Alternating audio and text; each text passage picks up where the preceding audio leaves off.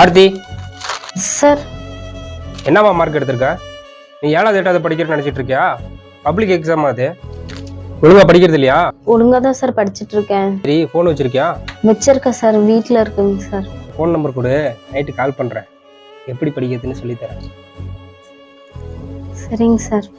ஏப்பா நான் எத்தனை நாள்ப்பா டைம் கொடுக்குறது அவனுக்கு சொல்லு பார்க்கலாம். ஒரு நாள் 2 நாள் டைம் கொடுக்கலாம். ஏமா இருப்பா, ஏமா இருமா, நான் வந்துடுறேன். நான் போயிட்டு வெளியே போகணும், போயிட்டு வந்துடுறேன். இரு ஆர்த்தி.